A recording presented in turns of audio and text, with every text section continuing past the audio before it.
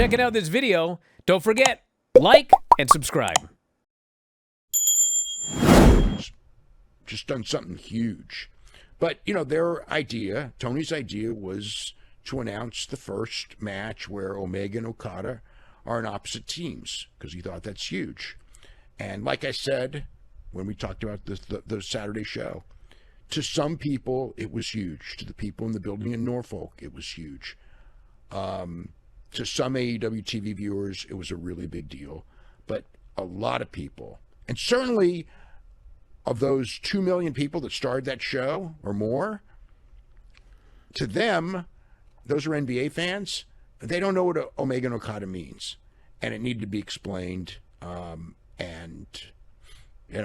They explained it to the hardcores. So there you go. Well, we're going to jump into the Dynamite review because we got to get going. But there's a point here that relates to what you just said.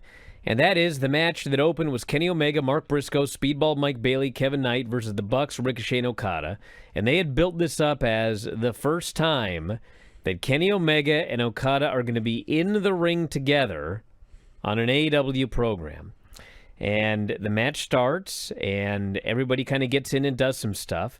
And at one point, Okada tagged in while Omega was in the ring, and they started doing spots, and it got the same reaction as everything else in the match up to that point. So, no, the big brawl, they went crazy. Well, at the end, after they built to that at the very end, they didn't do anything until the first time they touched. No, they did. They got in together.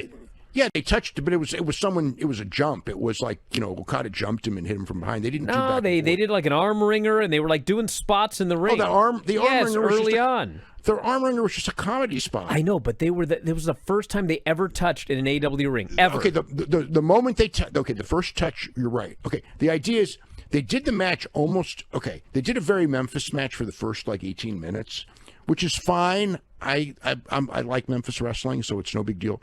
But it's funny because it's like the FTR match on Saturday night was very much a 1980s Carolinas tag team match, which is fine. I like 1980s Carolinas tag team matches too. So this is like 1980s Memphis. A lot of ha-ha and things like that. And then at the end, but with more modern moves. Then at the end, they just went crazy, and there's a lot of super exciting stuff. But they open with Omega and Okada, and then Okada, of course, tags out at first, as soon as they opened, it's like, obviously, they're not going to touch now. And they built the whole thing up at about the 20-minute mark when they went in there and they started trading the forearms and big moves for about, 90 seconds or so. And the place went nuts for that 90 seconds. And that's all they were going to do. And that made sense. You just tease it. I didn't expect much more than that. And I wouldn't have booked it much more than that because you want to keep it special. So, the match was there to give you a little taste, but not to focus on them, especially this early, because the singles match isn't going to be till July. There is a ways away. But no, they did actually do a spot very early in the match. And then they did get a pop later when they finally kind of tagged in and then they stared off.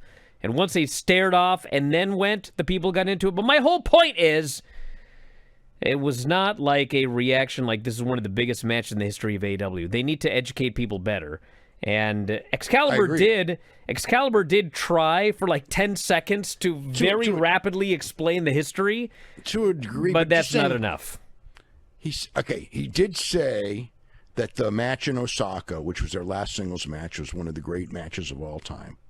Okay, but, and he mentioned they had 4 famous matches in 2017 and 2018, and they're legendary, and he tried. But you need a frickin' music video of their 4 matches, one of those classic music videos. And granted, maybe you didn't need it this week. There's plenty of time.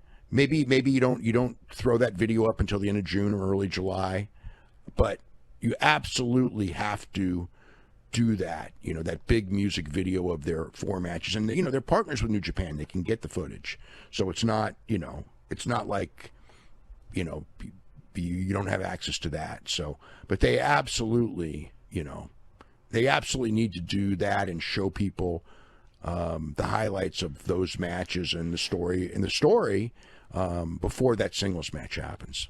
Are you one of those youngsters today who listens to Spotify? I don't even know what it is. But I do know this. All of our podcasts are available at Spotify. You can head up right now and sign up. The easiest way to do so, f4wonline.com/Spotify. And for just $9.99 per month, you can listen to 84 podcasts on any given month. 84! 2 to 3 podcasts every single day covering pro wrestling and mixed martial arts.